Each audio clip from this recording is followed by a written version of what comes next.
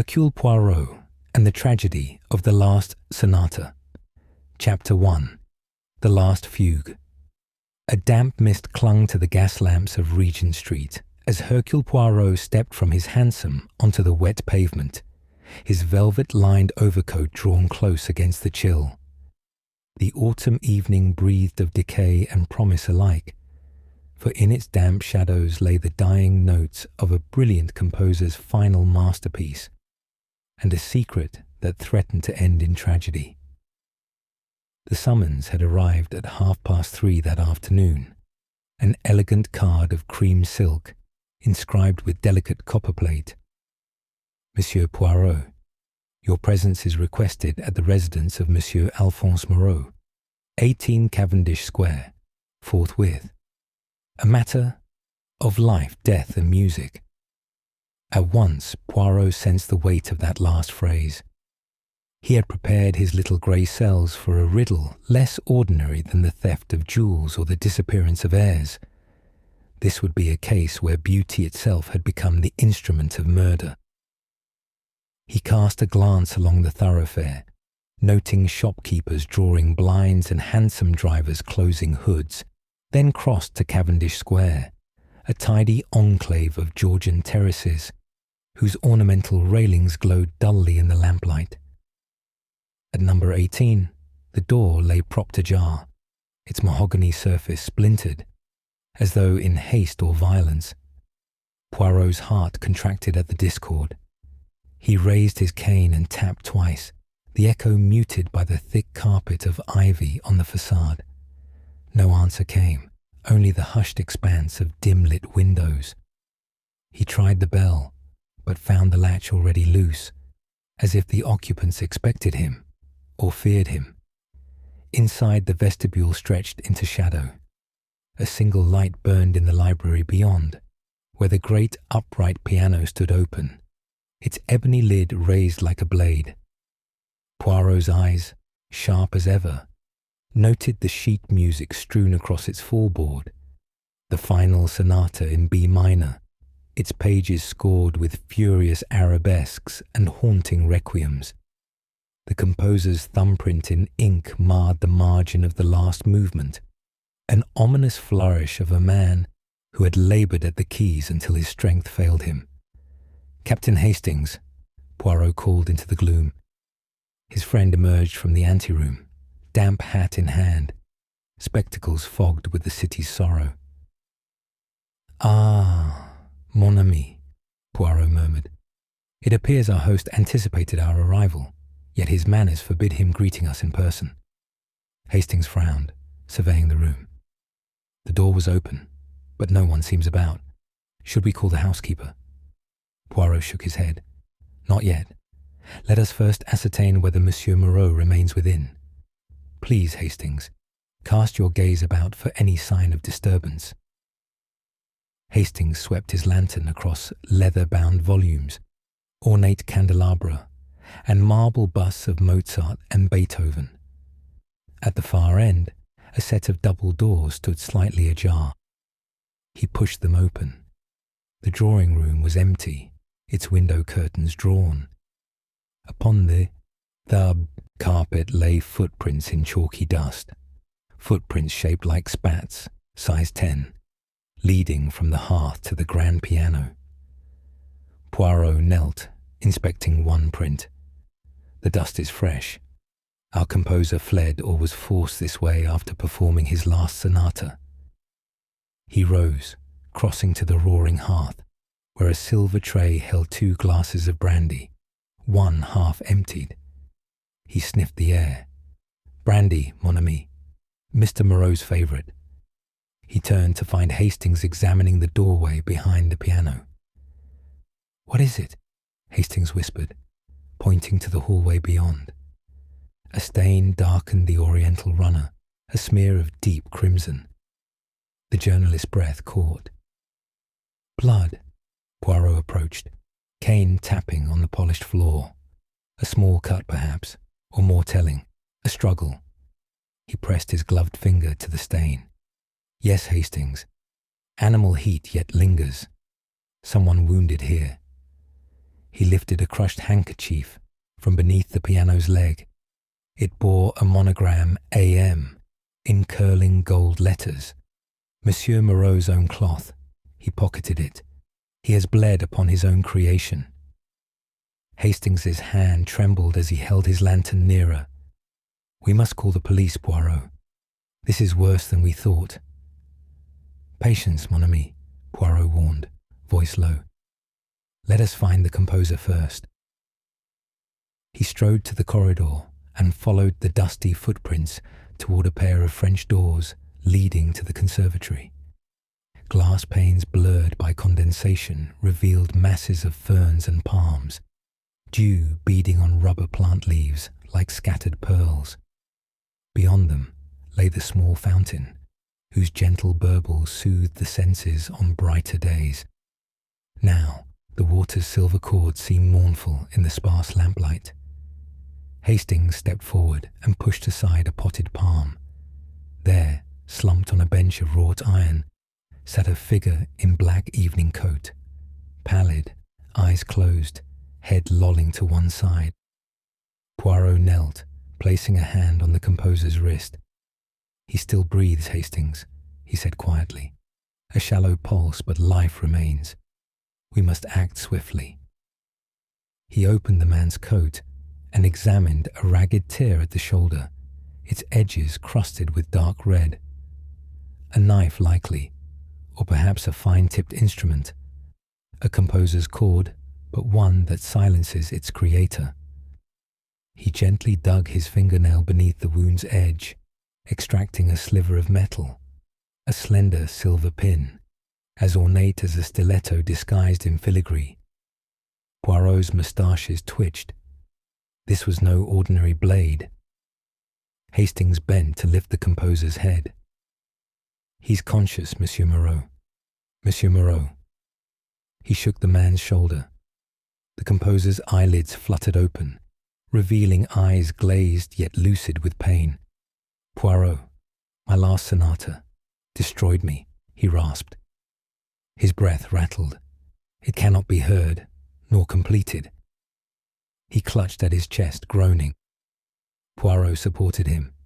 Hastings, find hot towels and a flask of brandy. Apply gentle pressure to the wound. I shall speak with Monsieur Moreau. Hastings dashed toward the glass doors. Poirot crouched beside the composer, placing the silver pin upon his palm. Monsieur Moreau, you have gifted the world one final sonata, but paid a dear price. Who attacked you in your own music room? The composer's gaze, though dimmed, sharpened as he recognized his interrogator. Poirot, my friend. His voice trailed to a whisper. Beware, the last note hides the truth. Poirot's eyes glimmered. The truth, monsieur. Pray tell me at once. Which movement contained your secret? The composer's lips quivered. Third movement, cadenza. Look. He attempted to raise a trembling hand toward the piano score, but collapsed, his head dropping against Poirot's shoulder. Moments later, Hastings returned with hot towels and a hip flask. The housekeeper, summoned by his urgent knock, arrived with a surgeon's case. Together they bound the wound and administered brandy. Poirot watched them work, brows knitted in concentration. Once the composer's breathing steadied, he whispered, Keep him warm. Send for Dr. Dalrymple at once. Hastings and I must search the study. They retraced their steps to the library, where the piano's music lay scattered upon the floor and benches. Poirot's lantern illuminated a single page missing from the sonata, its last variation gone. Hastings shook his head. Somebody stole the final bars. He pointed to the mantel, where a silver pocket watch lay unopened, its face scratched. Perhaps Monsieur Moreau dropped it in his struggle. Poirot pocketed the watch. Timepiece and finale, both stolen by an unknown hand. Hastings bent to retrieve the missing page's stub, a torn ledger marking. The binding here is fresh, Poirot. We must examine his study. Perhaps he keeps the score's original manuscript. He led the way to a heavy oak door connected to the library by a panelled corridor. The study lay cold, its desk in disarray, inkpots overturned, quills snapped. Books lay open on the floor, as if rifled in desperation. A candle burned low on the desk, its wick blackened. Poirot crossed to the desk and lifted the inkpot, noting its pristine ink, untouched by the struggle. He found a blotter upon which someone had written a single line in quick, jagged script. "Find me where the music dies." Poirot traced the letters with his finger. The music dies. Where? At the final sonata's last note, or at the composer's own threshold? Hastings, consider the clue. Someone wants us to search in darkness, where the music is silenced. Hastings frowned. The catacombs beneath the city, the cellar, or the grand organ loft, where the echoes fade. He pointed upward. A narrow trapdoor stood ajar above the doorframe. Perhaps the organ loft, Poirot? Poirot's eyes lit. Yes, an echoing chamber where the soft notes die into the rafters, and where only the initiated may trespass. He crossed to the trapdoor, pulled it open fully, and peered upward. A ladder led into the darkness. "Let us ascend, mon ami." Hastings fetched 2 lanterns, and they climbed into the loft, a cavernous space where dusty pipes soared overhead, and the organ's mechanisms lay exposed like the skeleton of a giant bird. Dust motes shimmered in their beams. Poirot searched each wooden chest and music case until he found one marked with Moreau's initials in gilded letters. He opened it to reveal the missing page of the sonata, the last cadenza, its notes scrawled in the composer's own hand. But beneath it lay a second sheet, a letter in spidery handwriting. He unfolded it. The letter read, "Alphonse, your genius outshines mine. To preserve your glory, I remove the final theme, leaving only your mortality." The signature, Etienne Duval. Poirot's eyes narrowed. The ducal name of our prima donna's mentor, her brother.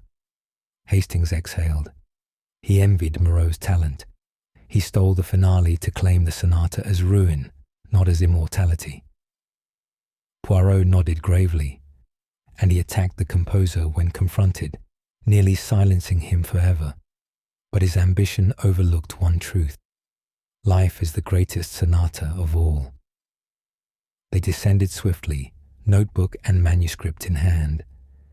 Dr. Dalrymple arrived at that moment, peering anxiously at Monsieur Moreau's prostrate form. Poirot laid the letter before him.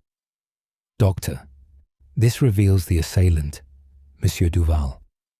May I request you send for the constables without delay, and guard the composer jealously. He must not be disturbed until he recovers fully." Dalrymple bowed. "Your intervention has saved his life, Monsieur Poirot. I shall see to it at once." He bustled from the room. Hastings followed him to the door, then turned to Poirot. "Once more, you have unearthed ambition's deadly note and transformed it into a melody of justice." Poirot smiled, his moustaches quivering. "Indeed, Hastings, the last sonata nearly became a requiem, but here, at the loft's apex, we reclaimed its final theme and the composer's future." He tapped the manuscript folder. "Now, let us deliver this evidence to Inspector Japp and restore the harmony that ambition sought to destroy." And so, beneath the ancient pipes of the organ loft, Poirot concluded the first movement of this tragedy and prepared to herald its final resolution. Chapter 2. The echoes of the composer's study. Captain Hastings and I returned promptly to Monsieur Moreau's Cavendish Square residence, our minds abuzz with the single, damning revelation delivered in the organ loft. Etienne Duval, brother and mentor to the celebrated soprano Héloïse Duval, had bidden his own kin silence Alphonse Moreau's final sonata forever. As the housekeeper ushered us through the drawing room, I took in the wounded composer's fragile form propped upon a chaise longue in the library's corner, bandages gleaming against pale sweat-damp silk. Raymond, the housekeeper, hovered anxiously. He stirs, Monsieur Poirot, but his strength wanes. He implored me to speak with you directly. Her clipped English carried an undercurrent of French cadence, proof that she had served this family long enough to learn both tongues. I nodded, offering her a reassuring glance. Madame, we shall protect him, but first we must sift through the remnants of Etienne Duval's treachery. She led us to the threshold of Alphonse's study, where overturned inkpots still bore flecks of vermilion, and the rugs, once plush, lay threadbare from recent upheaval. The open piano's keys were ashen under dust, yet upon its stand lay the completed movements of the sonata, each bar etched by Moreau's precise hand. Hastings bent to retrieve the scattered pages, gingerly placing them in order upon the cluttered desk. I counted 8 leaves missing, Poirot, he remarked. 1 we found above. Are there yet more concealed? I closed my eyes, inhaling the declining perfume of lavender from a half-emptied sachet. The excerpt we recovered was from page 9 of the cadenza. If Moreau's manuscript comprises 20 pages, we must presume others were taken or hidden elsewhere. I pressed a finger to the blotter, noting deep impressions where quills had been pressed. He wrote this in haste, under duress. The final movements, especially the dénouement, were the prize. Hastings replaced the final page atop the desk. If Duval sought to claim the sonata's coda as his own, he might have destroyed the remainder, leaving no trace of Alphonse's concluding chords. He pointed to a smudge of black ink on the leg of the desk, a fingerprint, partial but telling. We should compare this to Etienne's prints. I strode to the tall window, pulling aside the heavy drape. The mist-laden square lay empty, lamplights a soft glow. We will, I said softly. But first, Hastings, interview Madame Duval. She resides at number 22, 2 blocks north. It is time we learned her account, and whether she suspects her brother.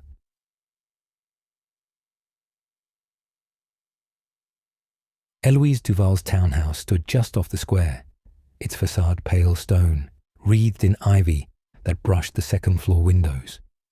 A footman guided us through a tapestry-adorned hall to a sunlit salon, where the prima donna perched upon a chaise longue, a cup of chamomile tea warming her slender hands. Her violet eyes, so often alight with stage fervour, now brimmed with apprehension. Madame Duval, began Hastings, we beg your understanding. We come to ask what you know of your brother's visit to Monsieur Moreau last evening. She set her cup down with a clink. You imply Etienne played a part in this horror? Her voice trembled only slightly. He called me earlier, 4 o'clock. He wished to discuss the finale of the sonata, for he yearned to conduct it himself. He entered Alphonse's study at precisely 4:15, and I saw them speak in the hall. I heard Alphonse object when I slipped away to change for rehearsal. She paused, glancing at Hastings. I never saw him leave. Hastings leaned forward. Did you hear raised voices? Héloïse closed her eyes. A crescendo. Yes, your detective Poirot would call it a quarrel. My mother overheard Etienne exclaim, I will not be overshadowed, before the door slammed. I tapped my chin. Your brother's passion ran deep, yet would he strike his fellow musician, or merely threaten? Did you see the silver pin? She shook her head. No, but that pin, Etienne's gift to me, years ago, bearing a fleur-de-lis motif, was identical except for its absence of a hidden shaft. My brother might have substituted it with one barbed for blood. Her voice cracked. He denied my plea to relent. He said only a composer's grandeur mattered. Hastings rose. You summoned us because you suspect him. Eloise sank back. I trusted him. I thought his ambition was only for my success. But now he may have silenced not only Alphonse's music, but his life. I inclined my head gravely. We shall confirm his guilt. Meanwhile, madame, you must keep Etienne's pin, evidence of his intent, until the constables arrive. Eloise rose and retrieved from her jewel box a slender pin of silver filigree, set with a tiny amethyst. I shall place it here, she said, pressing the pin between her cupped hands, and pray Alphonse recovers to finish his sonata.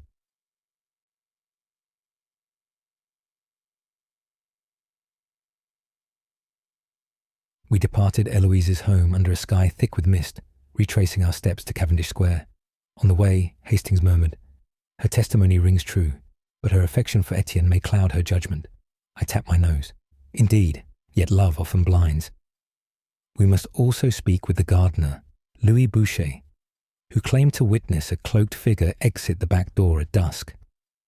Boucher's lodgings lay in a mews behind the square, a simple brick cottage whose small garden boasted glistening chrysanthemums. He met us with dirt-stained gloves and hat in hand, his features mournful. Monsieur Poirot, Captain. Please, I saw Monsieur Duval slip from the back porch, just as the lamps were lit.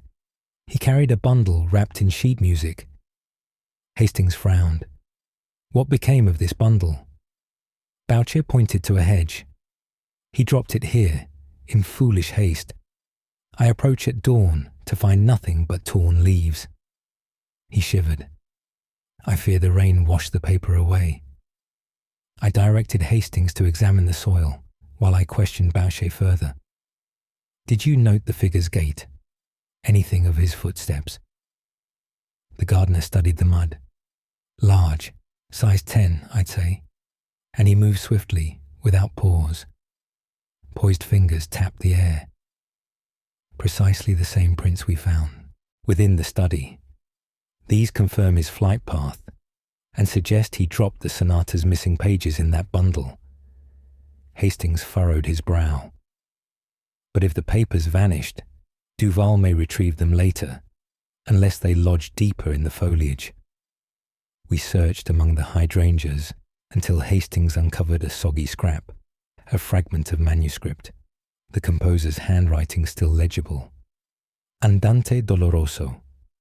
He placed it in an envelope. This belongs to page 7. I smiled. Our puzzle reassembles itself. Once we retrieve the remaining fragments from Duval's estate, we shall restore the sonata and prove Etienne's guilt. With the gardener's thanks, we made for Scotland Yard, envelope in hand. Hastings turned to me as we walked. So we have his motive, his weapon, and his prints. Only time remains to unmask him. I nodded, moustaches bristling with satisfaction, and in the concluding movement, mon ami, justice shall be served in perfect harmony. Thus ended our second day in the shadow of the last sonata, the notes of intrigue still murmuring beneath London's fog, and the promise that by dawn's first light, this tragedy would find its final, irrevocable chord. Chapter 3. The Fugue of Fragments. The gas lamps of Cavendish Square cast trembling halos upon the autumn mist, as Captain Hastings and I stepped from the hansom at number 18. Hearts steeled for the next movement in the symphony of treachery. The sprawling Georgian townhouse loomed in the fog, its windows dark save for a single flicker of candlelight, betraying the studies within. Inside, the wounded composer, Monsieur Alphonse Moreau, lay pale upon his chaise longue, tended by Dr. Dalrymple, who nodded gravely as we crossed the threshold. Hastings carried the single manuscript fragment we had recovered in the Duval Gardens, a sodden scrap bearing Moreau's own precise notation. While I cradled Etienne Duval's bloodied silver pin, the murder weapon made grotesque by ambition, Madame Raymond, the housekeeper, greeted us with trembling courtesy. Monsieur Moreau's condition is stable, thanks to Dr. Dalrymple, but he remains unconscious of the details. He murmurs of missing themes, haunted by his fugue's disappearance. Her eyes filled with tears as she ushered us to the study, where overturned inkpots stained the Persian rug and the desk drawers lay flung open, their contents scattered like shards of a broken melody. I bent to retrieve what pages Moreau had left behind. 5 sheets of manuscript containing the first movements of the sonata, minutes of a fugue etched in perfect B minor. Hastings, triumph and concern mingling on his countenance, placed the garden fragment alongside the torn pages, noting how the ink shade matched the composer's sanguine handwriting. Our task was clear: to reconstruct the missing measures, discover who stole them and why. My little grey cells, warmed by precision and logic, began their work. Etienne Duval's motives were no mystery, envy of his protégé's genius, but the details of his crime required careful proof. We needed the remainder of the manuscript and any record of Duval's access to Moreau's study at the critical hour. Hastings suggested we question the servants and neighbours. I concurred and dispatched him to interview the porter and the night watchman, while I examined Moreau's personal ledger for clues as to the manuscript's whereabouts. As Hastings departed, I opened the ledger, a leather-bound volume of fine calfskin, its pages ruled in delicate red lines. Here Moreau recorded every séance of composition, noting dates, times, and inspirations. My eyes fell upon the entry for the day before the attack. 3 class 6 Churil, p.m. Final cadenza, allegro con brio, supplementary notation under lock and key afterward. Beneath this, in Duval's own handwriting, a marginal note read, "Requested to review page 18. I will collect additional leaves." The damning confession was clear. Etienne had been granted privileged access under the pretext of master-apprentice collaboration, yet he used that trust to purloin Moreau's most precious work. I tucked the ledger under my arm and moved to the door as Hastings re-entered, his expression resolved. He delivered his findings swiftly. The porter had witnessed Etienne leaving the house that evening, carrying a portfolio wrapped in Moreau's distinctive maroon cloth. The night watchman recalled Duval's faint footsteps in the corridor at dusk, followed by a soft metallic click that he mistook for furniture shifting. Together, these testimonies formed the spine of our case. "We must locate that portfolio," I declared, "before Duval can abscond with the finale."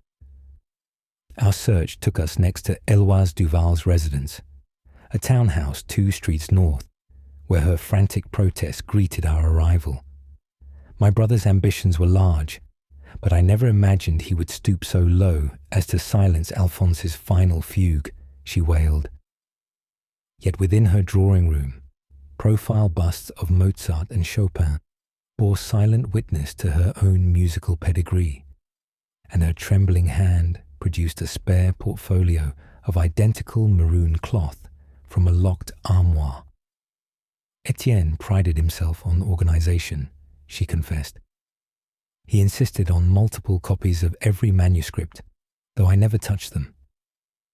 Her eyes glistened with uncertainty as she handed over the cloth, unfastening its leather straps to reveal empty music sheets, pages 6 through 20, now vanished without trace. Only the portfolio's lining bore a fragment of torn manuscript, which Hastings pocketed with care. We deduced that Duval's portfolio once held the missing pages before he transferred them to another hiding place, perhaps where he could work upon them at leisure. Eloise suggested her brother's study, hidden behind a panel in his own attic, a sanctum she had never entered. She led us up a narrow stairwell lined with portraits of Duval family ancestors, all bearing musical instruments, until we reached the top floor and a plain oak door. Her key trembled in the lock as she confessed a mix of dread and loyalty. "Perhaps it is best he be confronted here," I suggested, "for to search publicly would tip him off. Bring our evidence and let him find himself surrounded by the proof." Inside, the study was dim, the air thick with the scent of tobacco and ink. A grand desk dominated the room, its surface rangy with music stands and half-finished sketches of sonorous score. Hastings illuminated a corner, revealing a locked chest whose iron hasp lay broken. "He emptied his portfolio here," Hastings observed, "then torched the maroon cloth to destroy colour evidence." Indeed, a small brazier in the hearth held charred fragments, still warm to the touch. Among the ashes lay blackened ink labels stamped with Duval's cipher, along with curled fragments of manuscript. Poised before the brazier, we discerned portions of the missing pages, out-of-order phrases of the cadenza, as if Etienne had rehearsed them before discarding them to reduce bulk for his escape. I rummaged the wreckage until my fingers closed upon a folded vellum parchment, a letter addressed to the Lyceum's patron, Major Sinclair, offering a premiere performance of Moreau's final fugue at an exclusive private soirée. Duval's signature scrawled at the bottom. He planned to debut the stolen finale under his own name, I murmured. No wonder he sought to eliminate Moreau's manuscript. He craved the acclaim without the rivalry. Hastings slumped against the desk in frustration. Anne Moreau's life nearly paid the price. At that moment, footsteps pounded the stairwell. Eloise's gasp preceded her brother's enraged cry as Etienne Duval burst into the room, pale, wild-eyed, and brandishing a newly sharpened pencil like a dagger. His coat flapped behind him as he lunged for the brazier. "No one shall steal my triumph," he snarled, ripping the brazier from its stand to hurl embers at his sister. Hastings seized an inkwell and flung its contents in his brother's path, while Eloise shielded her face from ash. I advanced with calm purpose, cane tapping the hearth's edge. "Monsieur Duval," I said, voice firm yet gentle, "you have confessed in both ledger and letter, and your own fury betrays your guilt. I implore you to surrender, so that your abstraction of talent may not become the instrument of regret." Confronted by reason and his own disgrace, Duval faltered. The brazier fell from his grasp, and Hastings disarmed him of the pencil knife. Eloise rushed forward to save her brother from further destruction, tears mingling with the soot upon his cheeks. Duval's shoulders sagged, and he collapsed into Eloise's arms, his ambition finally undone by its own weight. We escorted him downstairs to await the constables, while Eloise comforted her brother with trembling kisses upon his brow. The autumn mist seemed less chilling now, as if touched by the glow of hope revived. Hastings and I gathered the recovered manuscripts, scorched but salvageable, and Moreau's ledger, each a testament to truth's persistence. Before we departed, Moreau, finally roused from sedation, appeared at the study door, supported by Dr. Dalrymple. Though weakened, his eyes shone with gratitude as he touched our hands in silent thanks. In that moment, the fugue of fragments became whole again, justice secured, artistry restored, and the composer's final sonata spared its ultimate tragedy. As we stepped back into Regent Street's mist, I turned to Hastings with renewed conviction. "Mon ami, though ambition may seek to silence beauty, it cannot withstand the harmony of conscience. The last sonata shall play on."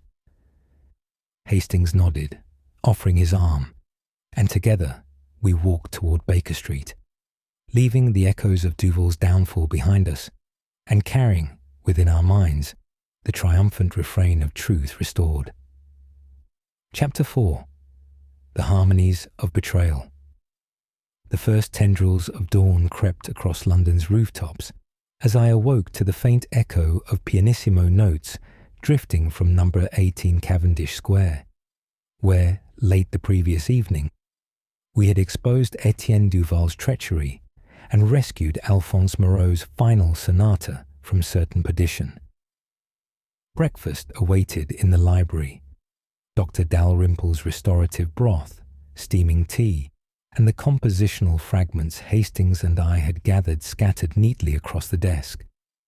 Though fatigue tugged at my limbs, my little grey cells leapt at the promise of untangling the more subtle strands of Duval's betrayal, those hidden motivations and the shadowy roles of any accomplices still lurking behind the music. Hastings arrived first, hats askew and spectacles glinting. He laid out the recovered leaves of manuscript, 15 pages now complete, though some bore singed edges where Duval's brazier had licked at the vellum. "We have enough to reconstruct the sonata in its entirety," he said, pride and relief mingling in his voice. But I suspect Duval's resentment was nurtured over many years. We must chart his path from admiration to envy, and question all who stood between him and Moreau's acclaim. I nodded, reaching for the ledger in which Moreau recorded every performance. Let us begin by examining the sonata's scansion, its themes of triumph and requiem, the very contrast that threatened Duval's fragile ego. Yet before we could proceed, a soft knock heralded Madame Raymond, the housekeeper, whose own hands still bore the smudge of ink from cleaning Moreau's fallen notebooks. She entered, carrying a sealed envelope addressed in Etienne Duval's spidery hand. To be opened only in the composer's presence, Hastings sliced the wax seal. Within lay a single sheet of paper, confession penned in Duval's trembling script, admitting not only the theft of the final coda, but also a darker design. He had intended to steal Moreau's entire oeuvre and publish it under his own name as a rediscovered work of genius. But more damning was the line that followed. I could not abide that he, my pupil, should surpass me even in death. I handed the note to Moreau, who sat propped in his chaise longue, draped in a blanket of lilac silk. His grey eyes, once luminous with creativity, now glistened with sorrow. "There is no greater wound than that inflicted by a trusted heart," he whispered, voice barely audible. Dr. Dalrymple instructed us to proceed gently. Moreau's convalescence was fragile, and recommended we defer the formal inquest until his strength returned. Nevertheless, justice must not languish, and so Hastings and I set about interrogating the household staff and neighbours, whose testimonies might reveal the extent of Duval's conspiracy. Our first caller was the night watchman, Samuel Kerr, a gaunt man with a tobacco-stained pipe and a face lined by midnight vigils. His testimony added nuance to our understanding. He had heard Moreau practicing late into the previous night, hardly surprising for a composer nearing his magnum opus. But between 4 and 5 o'clock, he caught the faint creak of the study door and hushed voices. One voice high-pitched, pleased, Kerr said. Another low, insistent. He could not identify the speakers, but recalled the low voice saying, "At dawn, all will be mine." I noted the rhyme of dawn with Duval's own annotation in the ledger. Dawn's light reveals all truths. It appeared Duval had chosen the moment when the house was deserted, Moreau's sister Eloise rehearsing across the square, servants at early chapel, to separate his masterwork from its creator. Madame Raymond spoke next, recounting Duval's bizarre behaviour the day prior. Obsession with the score's perfection sudden fits of rage whenever Moreau offered suggestions. He would lurk behind the curtain as the master played, she told us, trembling.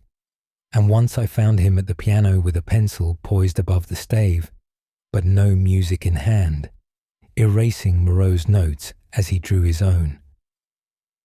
Her words confirmed Hastings's suspicion that Duval had practiced forging Moreau's handwriting before appropriating the famed composer's signature. I resolved to inspect Duval's own manuscripts for comparison.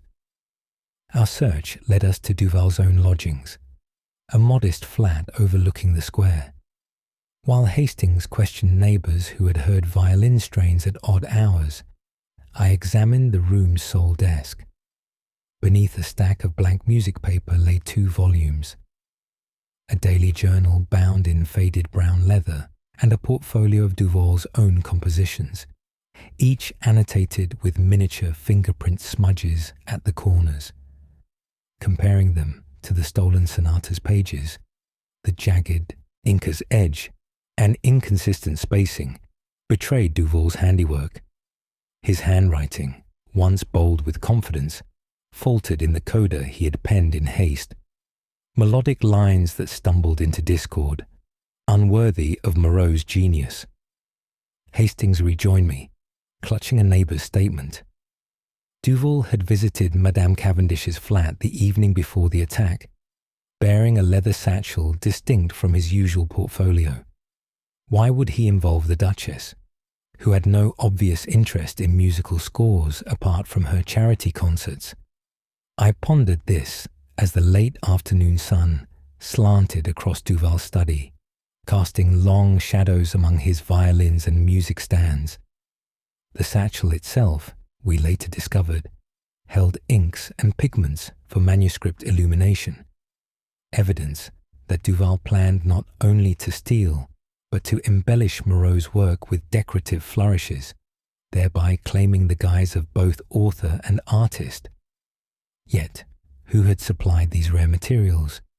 The provenance traced back to Caro and Inkley, the same stationers called in during the Opera Glove affair, a curious connection that demanded further exploration. Our inquiries next turned to Héloïse Duval, whose grief seemed laced with guilt.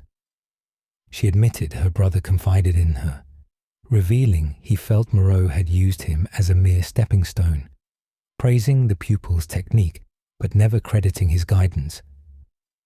He seethed at Moreau's acclaim, she confessed, tears slipping under her makeup's delicate sheen. My brother believed that by destroying the sonata's end, he would destroy Moreau's legacy and demand the world see only his own name in the limelight. I pressed her. Did he ever threaten you? She flinched, only with silence. If I spoke, he said, the sonata would vanish forever, and Moreau would die. A chilling echo of the composer's own near-fatal wound flashed in my mind. Duval's threat had been no idle boast. He meant to kill Moreau's music, and perhaps the man himself, until dawn claimed the truth. That night, I returned to Cavendish Square, my path lit by a wan moon. Moreau, now awake, rehearsed the first movement with Dr. Dalrymple at his side. Each note rang clear, an affirmation of life over treachery.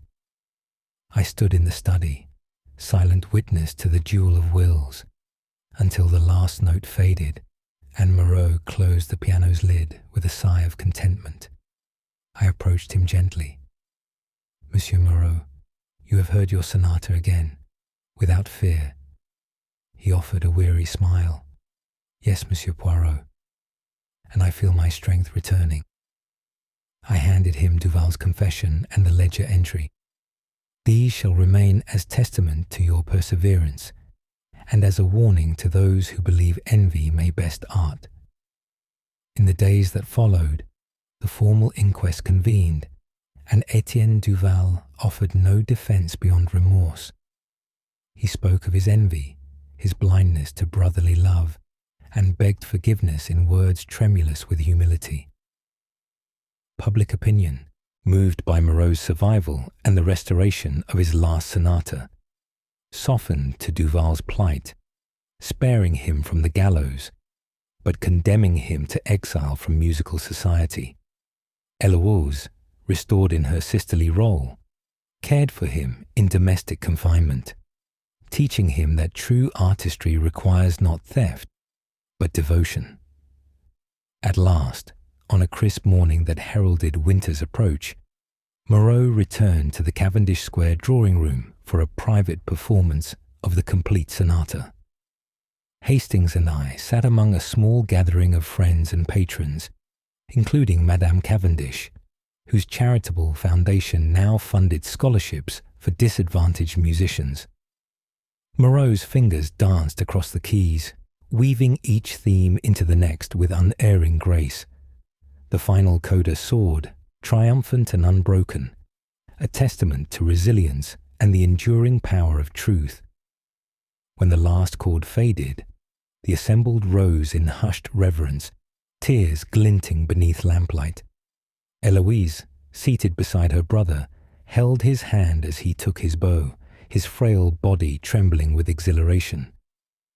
Duval sat apart, eyes closed, consumed by the knowledge that he had almost silenced this music forever, and that grace had spared him its final note. As we departed into Regent Street's winter dawn, Hastings turned to me. "Poirot, the world may deem this merely an affair of ink and envy, but we have witnessed art's fragility and its triumph." I nodded, my moustaches twitching in contentment. "Indeed, Hastings. And now that this final sonata has been rescued from the silence, we may be certain that no matter how great the ambition, no masterpiece can die while the heart of truth still beats." And so concluded the fourth chapter in the tragedy of the last sonata, a tale of envy's dagger and justice's refrain, resonant upon the strings of conscience and the keys of the soul. Chapter 5. Crescendo of Conscience. Morning light filtered through the tall windows of the Cavendish Square drawing room as Alphonse Moreau rose from his chaise longue, new-found strength coursing through limbs once weakened by betrayal and poison. The restored manuscript lay open on his piano, flawless to the last note, its ivory and ebony keys awaiting the composer's touch. I entered quietly, Captain Hastings at my side, and found Moreau inhaling deeply, eyes closed, as if preparing to summon every idle memory of melody, every breath of inspiration. "Monsieur Poirot, Captain Hastings," he greeted, voice steadier than I had ever heard. "This sonata, now complete, shall stand as testament to the endurance of art." He gestured toward the manuscript. "I wish to perform it for a gathering of friends and patrons this evening, an intimate recital before the larger concert next month. Will you honor me with your presence?" Hastings offered a broad smile. "It would be our privilege, Monsieur Moreau." I inclined my head. I would not miss it for the world. Throughout the day, the house hummed with expeditions of preparation. Héloïse Duval oversaw the placement of fresh roses upon the piano's lid, a gesture of apology and hope earned through loyalty rather than blood.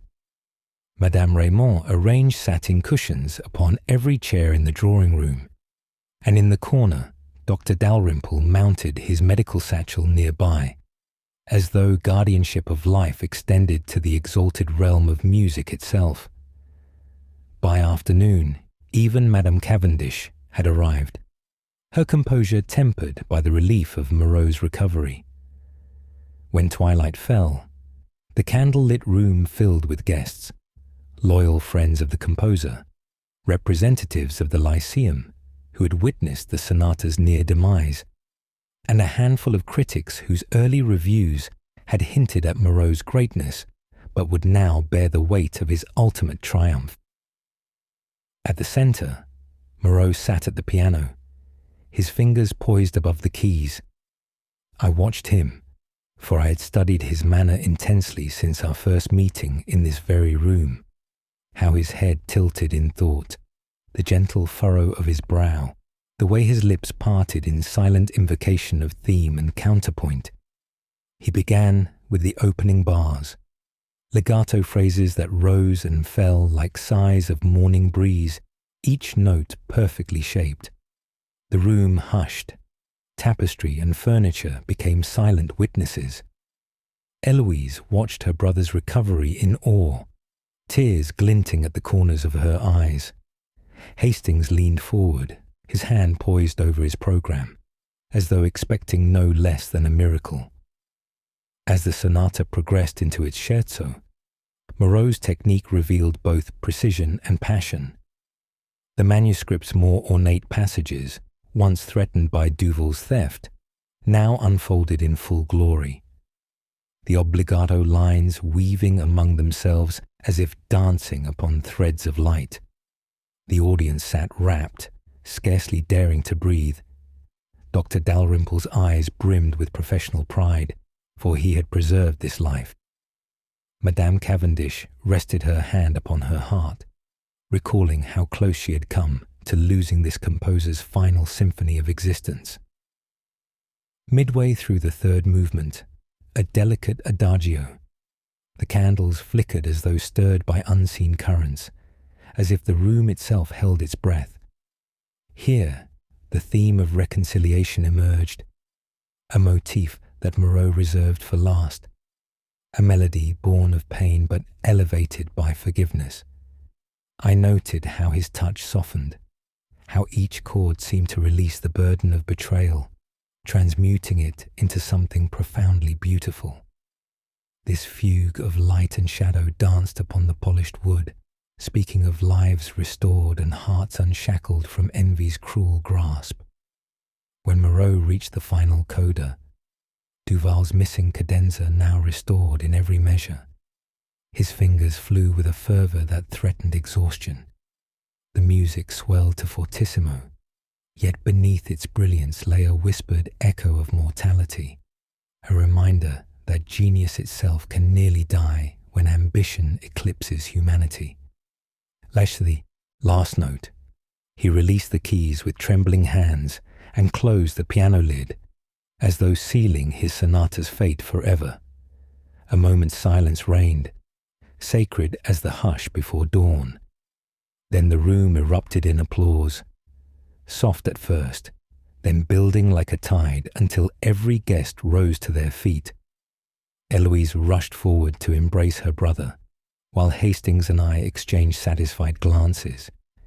Even Madame Cavendish rose, her silver fan fluttering tears upon her cheeks. As the audience fell into a respectful hush, Moreau rose, bowing deeply.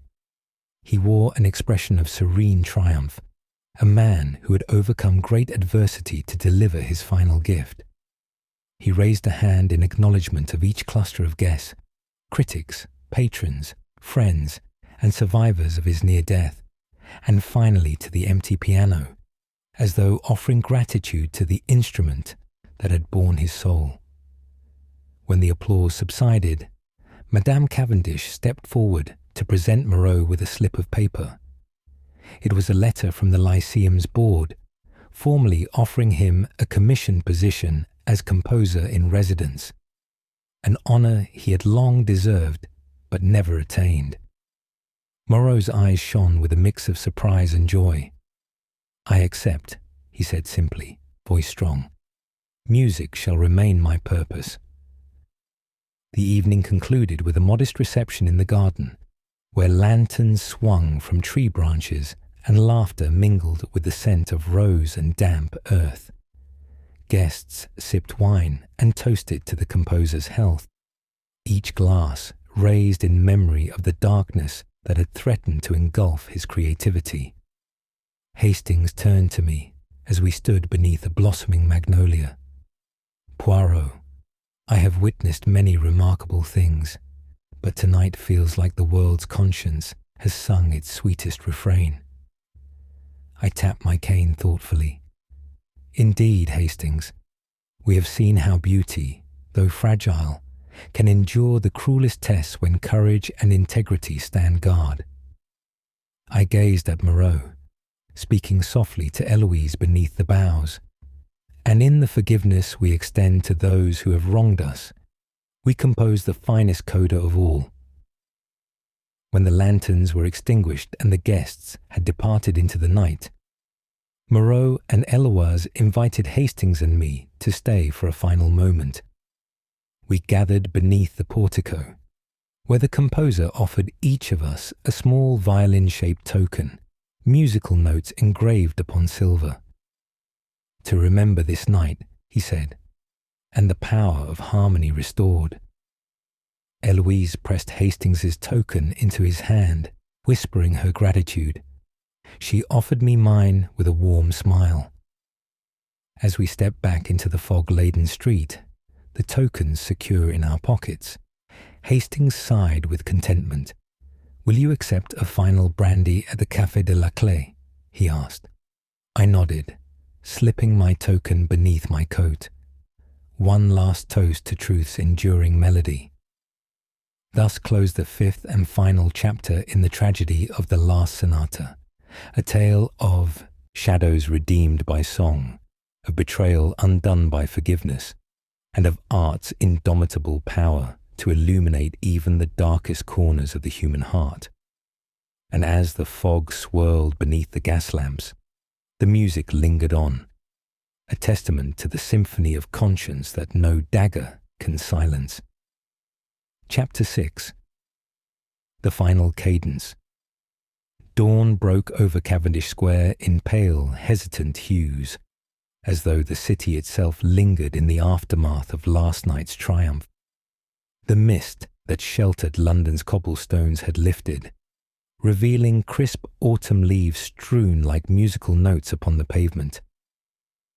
Within number 18, Alphonse Moreau sat at his grand piano, its polished surface reflecting the morning light. He played the opening bars of his final sonata once more, each note imbued with fresh purpose. In his petite audience, Eloise Duval by his side, Dr. Dalrymple offering quiet encouragement, and Madame Raymond furtively dabbing tears, the composer found both strength and solace. No longer did the keyboard tremble under his hand. Instead, his fingers danced with the assurance of one who had confronted mortality itself and emerged unbowed. The sonata's central theme swelled in rich harmonics, then softened into a tender adagio. As Moreau concluded the final movement, its triumphant coda now intact, he lifted his gaze to find me, Hercule Poirot, standing in the doorway with Captain Hastings. Eloise rose to her feet and with radiant pride offered Moreau her hand. He touched it gently, grateful for her steadfast devotion and for the brother she had once defended, now humbled by conscience. I stepped forward, cane in hand, heart full of admiration. "Monsieur Moreau," I said quietly, "your music has survived both poison and theft. In that survival, it becomes more than notes upon a page. It becomes testament to the human spirit." My words carried across the silent room like a final chord. Moreau inclined his head, emotion glinting in his eyes. Hastings joined me, placing a reassuring hand upon my shoulder. "A masterful performance in more ways than one, Poirot. You saved this man's life and his legacy." Moreau nodded. "And he shall ensure that Duval's misdeeds are remembered only as a cautionary tale," I added. "Justice will follow its course, tempered by mercy." Eloise's face softened at this, for she believed, as did I, that her brother's exile from the musical world, rather than harsher punishment, would serve both poem and punishment. That afternoon, the formal inquest convened at the Old Bailey, a solemn procession of witnesses and evidence. I presented Etienne Duval's confession, the ledger margins recording his treachery, the blood-stained silver pin, and the final fragments of manuscript recovered from the Duval gardens and the hidden loft. Each piece wove together into an unassailable narrative. a man's envy transformed into theft, attempted murder, and violated trust. Hastings testified to the porter's and watchman's accounts, while Madame Héloise Duval recounted her own heartbreak and courage in exposing her brother. The court, moved by the composer's near loss and the extraordinary measures taken to restore his work, sentenced Duval to banishment from musical society and a period of supervised confinement with his sister, an outcome blending justice with compassion. When the gavel fell and Duval was led away, Héloise wept not in shame but in relief.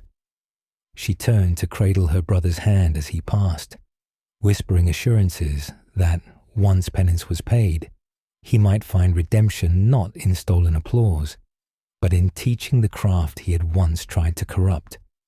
I watched, heart warmed by the possibility of forgiveness, restoring even a broken musician to harmony.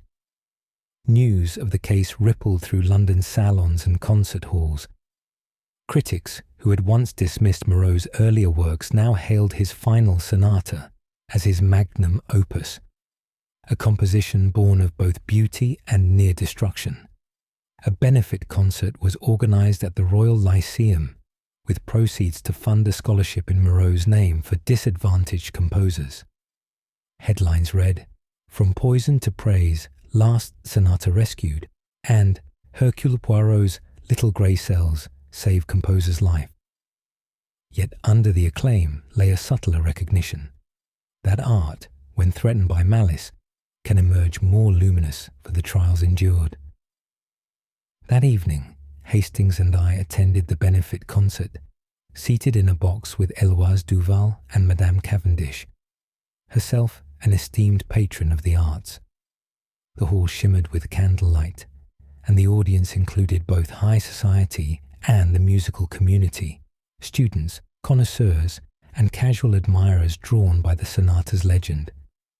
Moreau, resplendent in evening dress, returned to the piano to deliver a heartfelt address before playing the sonata in full. His voice shook as he thanked friends and strangers alike for preserving his work, but his hands never faltered at the keys. As the final chords reverberated through the auditorium, the applause rose not merely for the music, but for the resilience of creativity itself. Héloise wept tears of joy, and Hastings, ever the gentleman, dabbed his eyes discreetly. I observed quietly, moustaches twitching with satisfaction, content that truth and beauty had triumphed over envy and violence. After the concert, a reception was held beneath the ornate portico, a gathering of admirers offering bouquets and accolades. I found Héloise among them, radiant despite her fatigue. She intercepted me with a small envelope. "Monsieur Poirot, this is for you," she said, pressing it into my hand. "A note of thanks from Moreau, and a ticket to any future concert. My brother need not fear your summons." I bowed, recognizing the generous spirit behind the gift. Inside the envelope lay a single card bearing a quill motif and the words, "To the detective who restored my song, your place with us is assured." I smiled, touched by the gesture. Hastings joined me, raising his glass in salute. "Here's to Moreau, and to you, mon ami. You unraveled every knot and found the truth behind each clef." I tipped my glass. "And here's to friendship of the steadfast kind. For while mysteries may abound, it is the harmony of trust that sustains us all." As the reception waned and the guests departed into London's clear night, I lingered in the square, surveying the assembled throngs. The lamps cast long reflections upon the damp pavement, linking the music hall's triumph to the city's quiet streets.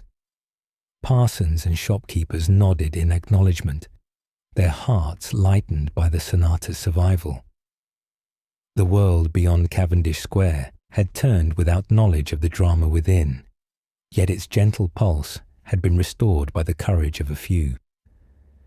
Returning to Baker Street, I found Mrs. Hudson awaiting with hot chocolate and fresh scones. Comfort food for weary souls. Hastings sank into an armchair by the fire, still humming the sonata's central theme, while I removed the small violin token Moreau had given me. I polished it thoughtfully as the brandy warmth crept through me. The token's engraving, a treble clef entwined with laurel leaves, spoke of triumph earned through trial. "Another case concluded, Hastings," I said, settling into my own chair. "One might think that after facing poison and attempted murder, we deserve a quiet interlude." Hastings smirked. "Knowing you, mon ami, I expect the next mystery to arrive at our door any moment." I tapped my nose. "True, the world's concert is never finished. Fresh movements await us all." As the fire crackled and the night deepened, I reflected on the journey we had undertaken. The theft of a masterpiece, the betrayal of a trusted pupil, the near-fatal assault upon its creator, and the tireless pursuit of truth that restored both life and art. The tragedy of the last sonata had reached its final cadence, a harmony of justice and mercy, a composition of human frailty and redemption. And though the final bow had been taken, the resounding echoes of that sonata would linger in hearts and halls alike, a testament to the enduring power of beauty unmarred by darkness.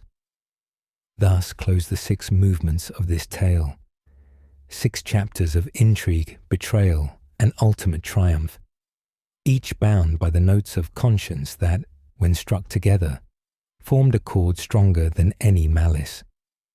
And as I lay aside the violin token and allowed my eyelids to grow heavy, I knew that wherever melody and mystery entwined, Hercule Poirot and Captain Hastings would be ready to ensure that the final chord remained true. Chapter 7. Resonance of Reckoning. The fine mist that clung to London's cobblestones had lifted by the 7th morning after the unravelling of Etienne Duval's deceit, revealing a crisp autumn sun that gilded Cavendish Square with promise. At number 18, Alphonse Moreau sat at the edge of his chaise longue, polishing the ivory keys of his piano before seating himself with deliberate calm. The room had become a sanctuary of renewed purpose, where every note played signified not only beauty, but defiance against the darkness that had threatened to smother his final sonata. Héloïse Duval hovered nearby, no longer the sister of a would-be thief, but the champion of her brother's rehabilitation, inserting fresh sheet music into the rack and smoothing linens on the sofa for the day's visitors. I arrived with Captain Hastings at mid-morning, greeted by a hush broken only by the distant hum of carriages and the faint rustle of wind through the beech trees planted along the terrace. Moreau rose to welcome us, his eyes bright and his posture steadier than at any point since the attack. Dr. Dalrymple stood at his side, stethoscope slung across his broad chest, satisfaction emanating in measured nods. "Monsieur Poirot, Captain Hastings," Moreau greeted us, voice carrying the timbre of every successful recital. "Your return gladdens my heart. I trust you are well." He offered a gentle bow of his head. Hastings returned the gesture with affectionate warmth, and I inclined my moustached countenance in approval. "We are well, monsieur," I replied. "But the season presses on, and I understand you have invited a select group of colleagues for a private demonstration of your restored manuscript. Mayhap we might witness it anew." Moreau's smile reflected gratitude and unspoken hope. "Indeed, we shall gather in the library at 2:00. Héloïse has arranged light refreshments, and I wish to present not only the sonata, but also a token of my thanks to those whose aid proved indispensable." As we toured the drawing room, I noted subtle changes. The upright piano's lid bore a small inlaid plaque reading, Rescue of a Masterwork, 1910, framed by laurel leaves in gleaming brass. Beneath it lay a neat pile of ivory and ebony tokens, tiny replicas of the violin-shaped gifts bestowed at the initial recital, each engraved with a different musical symbol, signifying courage, loyalty, and conscience. Madame Raymond, the housekeeper, hovered discreetly to place fresh roses in vases around the room, their petals a soft contrast to the rich mahogany panelling.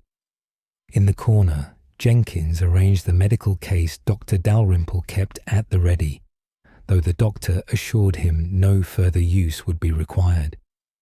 At precisely 2:00, the assembled guests arrived, a handful of fellow composers, 2 music critics, whose reviews had once dismissed Moreau's work as promising yet unfinished, Colonel Graves in his civil attire, and Madame Cavendish, whose foundation had underwritten the benefit concert. Each bore expressions of eager anticipation, mingled with the memory of peril overcome.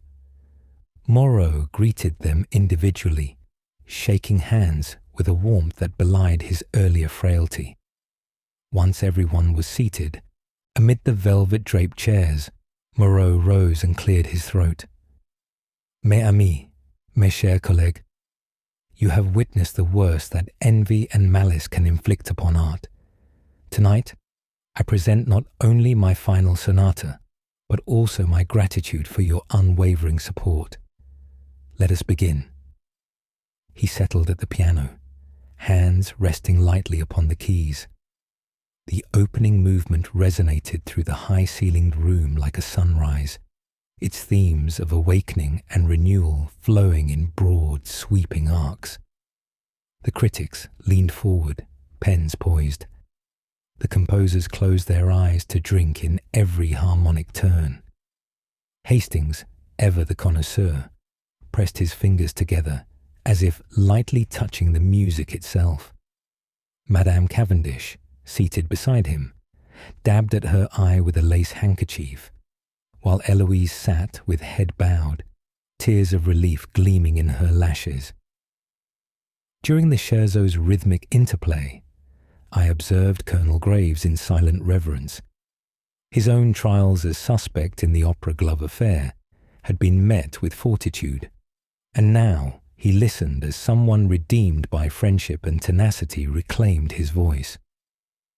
As the music reached its adagio, Moreau's performance trembled with vulnerability, a deliberate modulation that underscored the sonata's narrative of betrayal and reconciliation. At times, his hands shook, but each tremble found its counterpoint in the key's steady resonance, as though the piano itself cradled him in its harmony. When the final coda began, no listener dared exhale until the very last note, a chord that brightened from minor sorrow into a major promise. Moreau released the keys and rose, his silhouette framed against the sunrise golden panes. A heartbeat of silence followed, then applause so thunderous it shook the portraits along the walls. The critics leapt to their feet, quills forgotten, voices raised in acclamation. The composers embraced, sharing handshakes and congratulations. Even Madame Cavendish offered a rare spontaneous smile, her silver-beaded bag swinging from her wrist as she rose to salute the composer's triumph. As the guests mingled, I guided Hastings toward a small table where the tokens lay. "Observe, mon ami," I whispered, "how this sonata has become more than music. It is a testament to resilience, each note a stitch in the fabric of the composer's life." Hastings grinned, pressing a token between his fingers. "A fine souvenir, Poirot. And to think it began with a poisoned glove and a stolen manuscript." I nodded, moustaches quivering in amusement. "Indeed. Yet let us not forget the lesson beneath the melody. That beauty, once threatened, demands guardians of courage and conscience." At that moment, Eloise Duval approached, offering me the token carved with a treble clef. Monsieur Poirot, she said, voice soft, for your wisdom and steadiness, I offer this small recognition. I bowed, touched by her sincerity. Madame, the greatest honour is knowing the sonata sings. Once more, I need no further accolade. Hastings intercepted us with a glass of champagne. To the composer, to his sister's devotion, and to justice meted by little grey cells. He raised his glass, and we drank deeply, the wine's bubbles mirroring the bright promise in the room. As the reception wound down, the guests departed into the crisp afternoon, bidding Moreau and Eloise farewell until the grand public performance next month. Jenkins closed the door behind them, and the drawing-room returned to its serene hush. I turned to Moreau, who had returned to the piano, pressing his fingertips lightly upon the keys in a silent farewell. Monsieur Moreau, I said, stepping beside him, your sonata's last cadence now rings true. May its echoes inspire generations to come. He smiled, a gentle curve of gratitude. Thank you, Monsieur Poirot. Without your insight, my final work would have perished, and my life's purpose with it. I am forever in your debt. He offered his hand. I took it, feeling the lingering pulse of creative vitality. Then let us part as friends, I replied, for tomorrow brings new mysteries, and I must return to Baker Street. Eloise joined us, offering a fond embrace to her brother and a gentle curtsy to me. Should you ever require assistance in the realm of music, she quipped, you know where to find us. I inclined my head with a smile. I shall remember, madame. And should the world's next enigma involve sharper notes than these, Hercule Poirot will be ready. Thus concluded the 7th chapter in the saga of the last sonata, a movement of renewal and celebration, where betrayal's harsh, dissonant chords gave way to the triumphant harmony of compassion and justice. And as the sun dipped toward the horizon, London's streets glowed in retrospective warmth, echoing the day's final applause for beauty safeguarded at great cost. Chapter 8. Echoes beyond the finale morning broke over Cavendish Square with a crystalline clarity that seemed to celebrate the renewed harmony within number 18. A gentle breeze stirred the beech trees lining the terrace, scattering auburn leaves like scattered musical notes across the wet pavement. Inside the drawing-room, Alphonse Moreau sat at his piano, eyes closed in quiet reflection. The final sonata's coda still lingered in the air from last night's private recital, and each passing moment seemed to underscore the magnitude of what had been restored. Not merely a composition, but the composer's very spirit. Eloise Duval entered bearing a cup of chamomile tea, its steam curling like wisps of melody. She placed the cup upon a small silver tray and looked upon her brother with unguarded admiration. Monsieur Moreau, she said softly, you played as though every note carried a piece of your soul. I wish the world could hear it all now. He opened his eyes and smiled, a luminous expression that spoke of both gratitude and resolve. The world will hear it, Eloise replied. Tonight, at the public premiere, every hall in London will bear witness to the sonata's true voice. Her eyes brightened, but her hands trembled slightly at the prospect of her brother once more stepping into the public eye. By midday, Hastings and I arrived with a small entourage. Dr. Dalrymple, who had insisted on supervising Moreau's health until the premiere, Madame Cavendish, whose patronage had funded the benefit concert, and Colonel Graves, whose own experience as a suspect in a very different mystery had taught him the value of vigilance.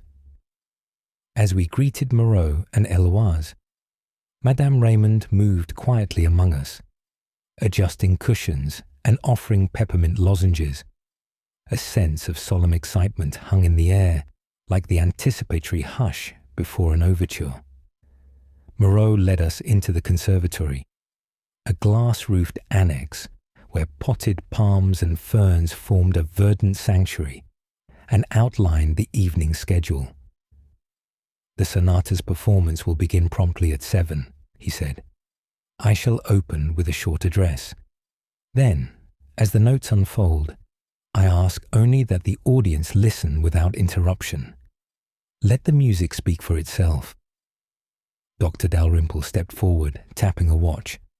"Your stamina is admirable, monsieur, but remember to pace yourself." Moreau nodded, smoothing down his waistcoat. "I am well prepared." Hastings clapped him on the shoulder. "Break a leg, maestro." I offered a rare wink. "And may your little grey cells guide your fingers as well as they guide mine." Afternoon melted into early evening as dressers adjusted stage lighting in the drawing room and tableau preparations unfolded. Chairs were arranged in semicircles around the piano. Candles were lit in brass candelabra, and soft violet drapes framed the wide windows. Eloise oversaw the final rehearsal of the opening address, refining her brother's script to ensure gratitude to every ally, from the stationers who had provided fresh ink to the night watchman whose vigilance had marked Duval's midnight trespass. Hastings intercepted me near the door. "How many guests are expected?" he asked. I consulted a list. 50, including critics and fellow composers. The Lyceum's board will attend via proxy. They fear public scandal, but support Moreau wholeheartedly. Hastings nodded.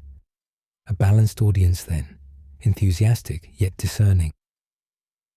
At 6:30, the first arrivals rapped upon the door. I greeted them with a courteous bow and offered earthenware mugs of spiced cider to ward off the evening chill.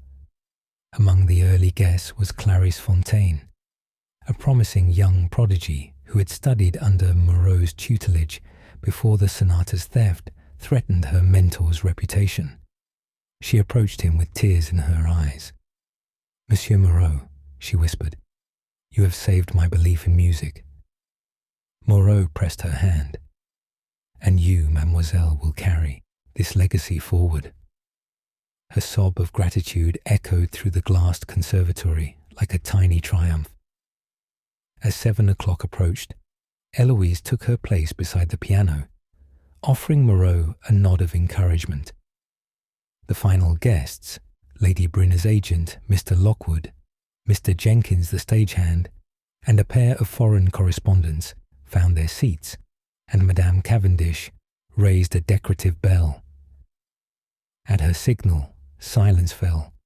Moreau rose, smoothing the lapels of his jacket, and stepped to the centre of the room. He held the ledger that had recorded the sonata's trials and triumphs, placing it upon a gilt music stand. For a heartbeat, he surveyed the audience, which now included faces both familiar and new, and allowed the hush to deepen. "Mesdames et messieurs," he began, voice resonant with emotion, "tonight we witness not merely a performance, but a resurrection. Envy sought to drown this sonata in darkness, and malice aimed to cut short its final notes. Yet through courage, loyalty, and the singular efforts of many friends, this music stands unbroken. May it speak to the perseverance of the human heart." He gestured to me with a respectful bow. "I offer special thanks to Monsieur Hercule Poirot, whose little grey cells restored both my life and my masterpiece." The audience applauded warmly, and I inclined my head, acknowledging their gratitude with the modest pride of a detective who understands that some victories are measured not by solved puzzles alone, but by lives saved. He seated himself at the piano, and the opening chords flowed like liquid gold. The inaugural movement soared with majesty, each phrase shaped by Moreau's intimate knowledge of triumph over despair.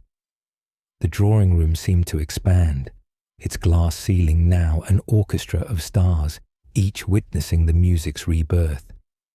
In the second movement, the scherzo danced with wit and elegance, revealing Moreau's playful spirit even amid sorrow. Colonel Graves tapped his foot in appreciation, recalling how music had buoyed his own courage in a case of deadly intrigue at the opera house. Clarice Fontaine closed her eyes, absorbing each harmonic shift as though committing the sonata to memory in her heart. When the adagio unfolded, a hush as profound as the grave befell the audience.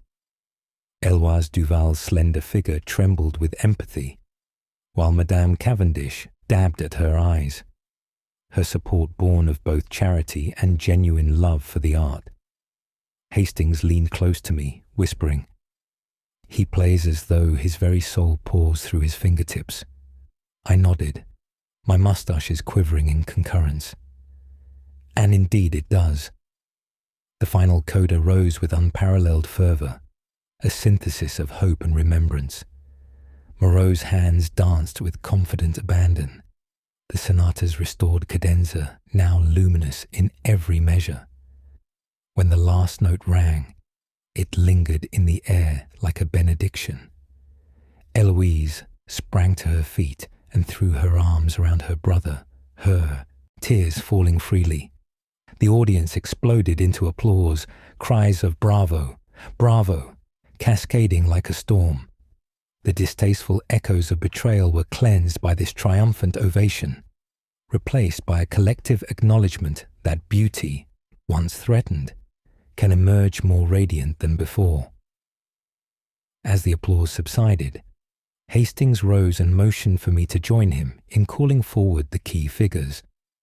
Madame Cavendish tapped her bell, summoning reflections from the critics who now penned fervent praise, bemoaning the world's near loss of a genius. Mr. Lockwood pressed Eloise's hand in a gesture of respect, while Jenkins, cheeks flushed, offered Moreau a bouquet of white lilies. Clarice Fontaine presented a small engraved music box, a token that played the sonata's opening motif when wound, a gift from the composer's pupils, symbolizing the perpetuation of his musical lineage. Finally, Etienne Duval entered, escorted by Dr. Dalrymple, his countenance humbler than any I had seen. He approached Alphonse Moreau with measured steps, and Moreau extended his hand. The audience fell silent, unsure whether to witness reconciliation or condemnation. But instead of reproach, Moreau embraced his former mentor, saying in a voice wreathed with compassion, "Brother, let this music unite us rather than divide." Eloise sobbed with relief, and Duval's eyes brimmed with contrition. The moment embodied the sonata's ultimate theme, that of forgiveness triumphant over envy. I watched the tableau with profound satisfaction, for in that embrace lay the fullest resolution of betrayal and redemption, far more resonant than any punitive measure alone could achieve. Hastings patted my arm. A remarkable coda to the entire affair, Poirot. Not only was the sonata restored, but the composer's humanity was affirmed. I tapped my nose thoughtfully. Indeed, Hastings, in music as in life, true harmony arises when discord yields to compassion. The reception that followed sparkled with warmth and laughter. Foreign correspondents scribbled notes of wonder, contriving headlines such as "Sonata reclaimed from the shadow of death" and "From poison to praise, a composer's resurrection." Meanwhile, Mrs. Hudson's upturned nose would have approved of the evening's array of refreshments. Eclairs shaped like musical notes, petit fours dusted in gold, and champagne served in fluted glasses etched with treble clefs. As the last guest drifted into the night, Moreau invited Hastings and me for a final cup of tea in the conservatory. We sat amid the potted palms, now glowing faintly in the glow of electric lamps newly installed by Madame Cavendish's bequest. Eloise passed around delicate china cups filled with jasmine tea, their fragrance a gentle counterpoint to the evening's exhilaration. Moreau raised his cup. "To my saviours and my friends," he said, voice earnest. "May the world remember not only the notes of my sonata, but the unwavering hearts that preserved it." We echoed his toast, and as I sipped the warm infusion, I reflected on the journey we had undertaken, from open betrayal to clandestine theft, from near-fatal violence to public redemption. The tragedy of the last sonata had been transmuted into a triumphant celebration of art and humanity. When I finally took my leave, the midnight hour had approached, and Regent Street lay hushed beneath a star-filled sky.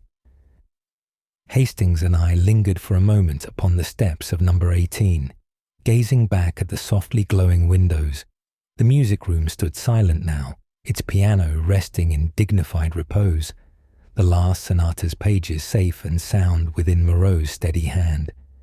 Hastings sighed contentedly. "Well, Poirot, another case reaches its grand finale." I smiled, tapping my cane. "Yes, Hastings, we have journeyed through the darkest chord of envy and emerged into harmony renewed. Yet the overture of life continues, and I suspect fresh mysteries await our little grey cells." He saluted with a grin. "Then let us return to Baker Street and to that brandy pear tart waiting for us at the cafe." Arm in arm, we strode into the London night, our footsteps echoing like the fading notes of a final, triumphant sonata. Chapter 9. The Coda of Consequences.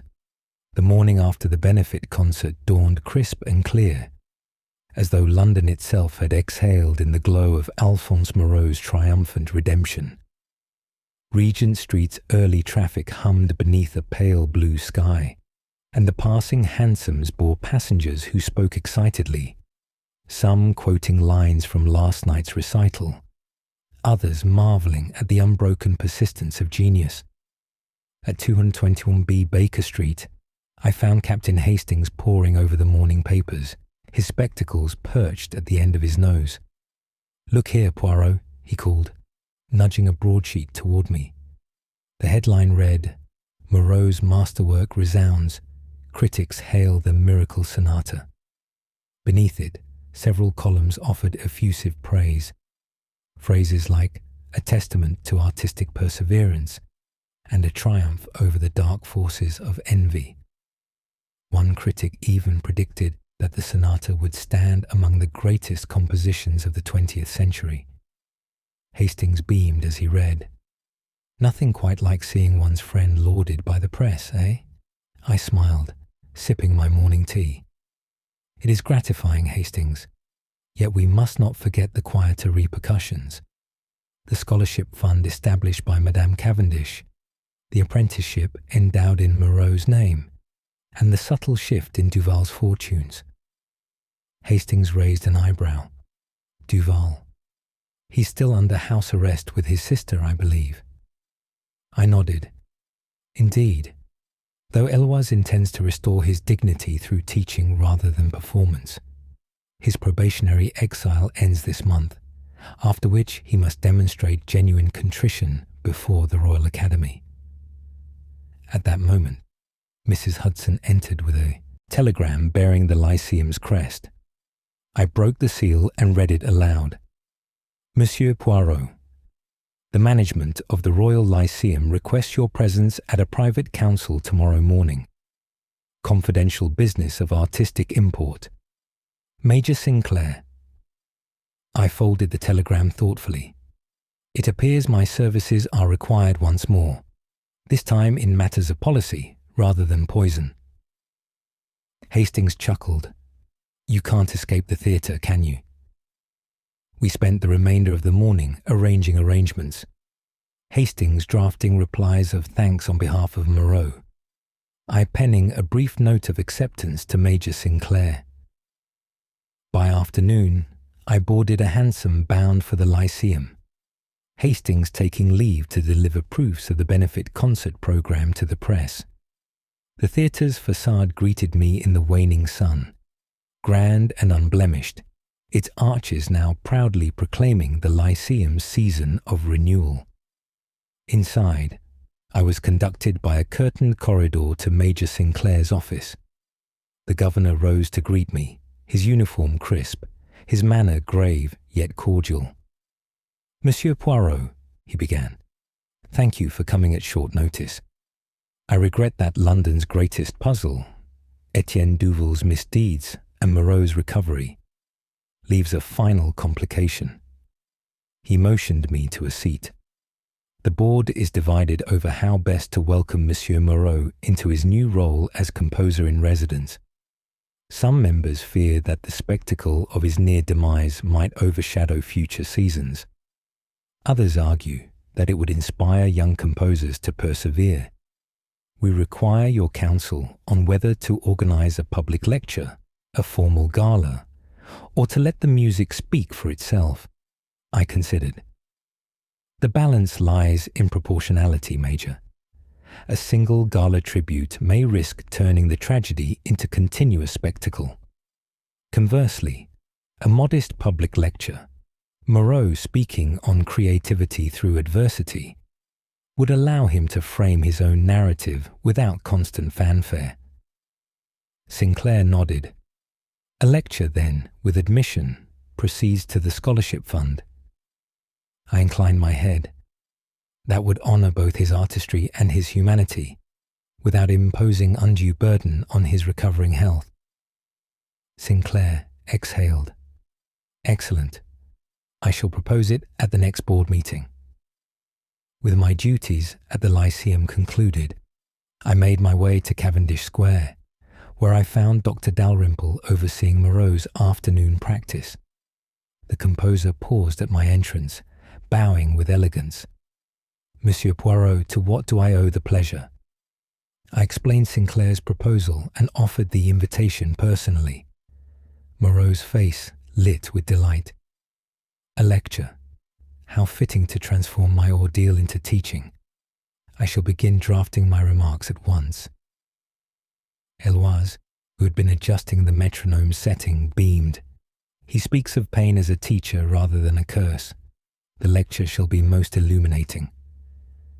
As I prepared to depart, Moreau handed me a small envelope sealed in crimson wax. "A token," he said, "a dedication to my Saviour." Inside lay a single page of elaborated melody, a theme I had admired at our first meeting, now refined into a lush new orchestration. I studied the notes, the graceful curves of Moreau's handwriting soaring across the stave. "Your genius knows no bounds," I said sincerely. "I shall treasure this." He nodded, eyes bright. "And I shall treasure your friendship, Monsieur Poirot." Returning to Baker Street as twilight settled, I reflected on the tangled journey from theft and attempted murder to public vindication and personal growth. Hastings was already at the window, late post in hand. "Any more telegrams?" I asked. He waved the letters in the air. "Just invitations to the lecture and society gossip. It seems the world cannot resist a good encore." I placed the manuscript page upon the mantel, its notes casting dancing shadows in the lamp's glow. "An encore is due then," I mused, "and I shall attend to hear the composer whose life was nearly silenced now reclaim his voice." That evening, I found Hastings at home, teacups in hand, discussing the day's developments. He leaned toward me conspiratorially. "You know, Poirot, I heard from a colleague, Moreau's lecture sold out in minutes. He even donated tickets to young music students." He shook his head in admiration. "That is turning adversity into opportunity." I nodded, tapping my chin. A true artist transforms hardship into harmony, and in so doing, he ensures that the music and his story resonates long after the final bow. As I sipped my tea, I glanced at the violin-shaped token engraved with the treble clef once more. Its metallic surface caught the lamplight and seemed to hum with memory. I smiled, my little grey cells already anticipating the next mystery, the next puzzle to unravel. But for tonight, I allowed myself the quiet pleasure of closure. A composer's legacy restored, a brother's redemption begun, and a sonata whose final notes would linger in the hearts of all who heard them. With that comforting thought, I prepared to retire, confident that wherever beauty faced the threat of destruction, truth and compassion would prevail, an enduring coda to any tragedy. Chapter 10. The Resonant Aftermath. London woke gently under a misted dawn, as if reluctant to break from the triumph that had reverberated through its concert halls only hours before. Regent Street's shopkeepers swept pavement damp with dew. Hansom drivers prepared for a new day's fares, and the air carried hints of fallen leaves and tobacco smoke. Yet, at number 18 Cavendish Square, the atmosphere remained sacred and hushed, for here the echoes of a composer's final sonata still hovered like invisible ghosts, notes of triumph that would not fade. Inside the drawing room, Alphonse Moreau sat before the grand piano, hands folded in his lap, eyes bright with quiet satisfaction. Beneath the lid lay his restored manuscript, every bar of the last sonata now secure in his beloved handwriting. At his side, Eloise Duval arranged roses before placing a steaming teacup upon the music rack, the steam curling in gentle spirals like a cadenza. Hastings and I entered softly, welcomed by Madame Raymond's discreet smile and the comforting scent of lavender sachets tucked into every drawer.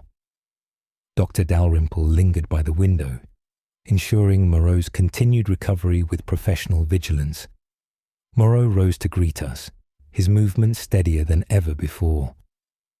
"Messieurs, Captain Hastings, Monsieur Poirot," he began, voice warm and resonant. "I thank you once more for the restoration of my work and my life. Today, I have only to enjoy the simple pleasure of music free from peril." He gestured to the piano, where the keys gleamed like pearls. "Shall we play through the final sonata one last time? Not as a performance, but as a remembrance." Hastings offered a cheerful nod. "An excellent idea. Nothing soothes the soul like the unfettered flow of a masterpiece."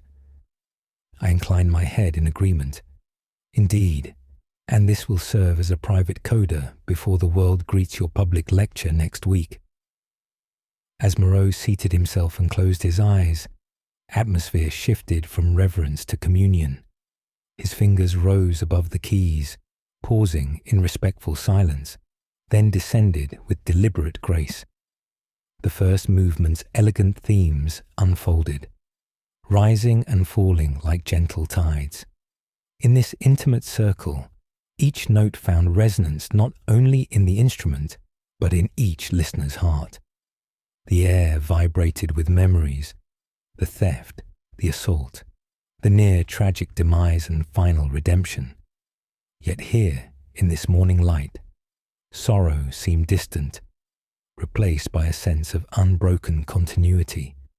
When the scherzo's playful rhythms brought a smile to Eloise's lips, Dr. Dalrymple tapped his foot in time, and Hastings hummed the counter-melody under his breath. Even Madame Raymond paused her dusting to lean against the doorframe, enraptured by the unspoiled beauty. Then came the adagio, lessons of patience and compassion, woven into a tapestry of sound. Moreau's touch grew tender at this moment, as though he caressed each harmony in gratitude for second chances. I closed my eyes, recalling the first time I heard the sonata in the shadow of near destruction. Now, its peace restored, it felt like a benediction. At the final coda, Moreau's arpeggios soared without hesitation, culminating in a triumphant chord that seemed to shake the panes. He released the final note and opened his eyes to a silence thick with awe. A breath passed among us. Then Hastings rose to applaud, joined quickly by the doctor, Eloise, and finally by me. Moreau inclined his head with modest pride. "Merci, mes amis," he said softly. "Let us treasure this moment." Later that morning, after a simple brunch of fresh bread and soft cheese, the doorbell rang in measured intervals as guests arrived for the day's final audience. Senator Decker, a patron of music in the House of Commons, Mrs. Kingsley, headmistress of the Royal Academy's School of Music, and Herr Fischer, a visiting conductor from Leipzig. Each greeted Moreau with admiration. The senator praised the sonata's emotional depth. The headmistress marveled at its pedagogical value for students. The conductor reflected on its orchestral potential. Moreau, gracious and composed, accepted every compliment, his sister by his side to ensure he neither overexerted himself nor fell prey to exhaustion. By midday, all visitors had departed with tokens of gratitude, a promise of future collaborations, invitations to foreign premieres, and bouquets of white lilies and purple irises. Eloise managed the farewell with gentle hospitality, while Dr. Dalrymple took charge of Moreau's medication schedule and rest periods. I lingered, examining the manuscript's final measures one more time.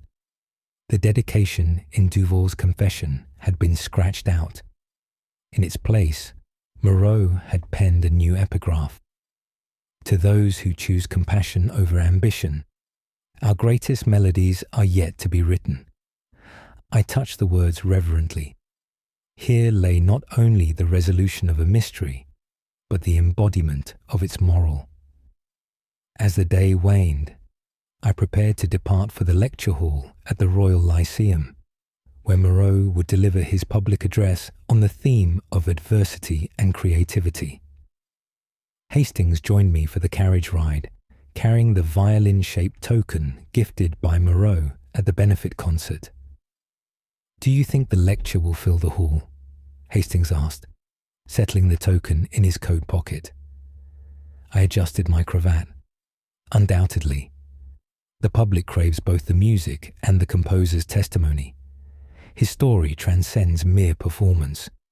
It resonates as a testament to resilience. Hastings smiled. I must admit, I'm as eager to hear his words as to hear the sonata again. The lecture hall at the Lyceum stood magnificent beneath its vaulted ceiling and ornate chandeliers. The audience filled every seat. Patrons, critics, music students in their uniforms, and even a contingent of MPs who had heard the senator's praise. A hush ensued as Moreau ascended the lectern, his silhouette lit by a solitary spotlight. He bowed, eyes reflecting the hall's grandeur combined with the composer's humility. He began, voice steady yet imbued with emotion, recounting the theft of his final sonata, Duval's envy, the violent attack that nearly ended his life, and the unwavering support that restored both his health and his work. Then he transitioned to the heart of his talk. How adversity shapes art, forging melodies that bear the weight of human struggle. He quoted lines from his own sonata, how the adagio's tender theme emerged from grief, and the final coda's triumph sprang from forgiveness. He concluded with an exhortation to aspiring musicians to embrace setbacks as compositional tools, weaving them into their own creative narratives. When his lecture ended, the crowd rose in a sustained standing ovation. Hastings and I joined in, clapping until our palms ached. Moreau's words had added new depth to his sonata, understanding that its notes were not merely abstract beauty, but the embodiment of lived experience. As guests filtered into the foyer for post-lecture refreshments, Madame Cavendish presented Moreau with a ceremonial key to the Lyceum, an honor reserved for those who had made indelible contributions. The composer's acceptance speech, delivered with wry humor and profound warmth, elicited further applause and tears. Eloise watched from the wings, pride and relief mingling in her expression. When the hall emptied, Hastings and I slipped backstage to congratulate Moreau. He greeted us with a broad smile and offered each a glass of champagne he had requested for the occasion. To courage, he toasted, to the little grey cells who revealed the truth, and to music, our eternal companion. We drank, letting the golden bubbles carry the day's final resonance. As midnight approached, the hansom carried me back to Baker Street under star-strewn skies, the city's lamplights shimmering like distant notes in a nocturne. Hastings ushered me inside, closing the door against the night's chill. Mrs. Hudson stood by with brandy and peppermint, ever the guardian of our comfort. I retreated to my armchair by the fire, token in hand, reflecting on the sequence of events. The theft of masterpieces, the attempted murder, the restoration of art, and the healing power of compassion. Though mysteries may swirl around us like accidentals in a score, the ultimate harmony arises when justice and mercy share the stage. As the embers glowed and the brandy warmed my chest, I allowed my little grey cells a moment of repose, confident that tomorrow would bring new enigmas, new overtures to decipher. Yet for tonight, I savoured the coda of consequences, the reverberations of truth restored, art preserved, and humanity's finest notes played once more. Chapter 11. Echoes in Eternity. The dawn after Alphonse Moreau's public lecture broke with a serenity that seemed to bless every street and square in London. Regent Street's lamplighters stoked gentle flames as shopkeepers unfurled awnings against a sky washed in rose and silver, and the air carried the faintest strain of last night's final coda, an echo of hope that lingered from the concert hall to the quiet lanes of Cavendish Square. Inside number 18, Moreau stood at his piano one last time, hands folded upon the gleaming lid, as Eloise Duval arranged fresh lilies in the vases, and Dr. Dalrymple made his final rounds. No more tests remained, no further pills or salves. The composer's strength had returned in full measure, and his masterpiece had claimed its rightful place in the world. I entered quietly alongside Captain Hastings, each of us bearing the little violin-shaped tokens bestowed the night before. Hastings held his between thumb and forefinger, smiling at the engraving of the treble clef entwined with laurel leaves, while I tucked mine into my waistcoat pocket, as a silent reminder of the journey we had shared. Moreau turned toward us, eyes bright, and offered a gracious nod. "Monsieur Poirot, Captain Hastings," he said, voice rich with gratitude.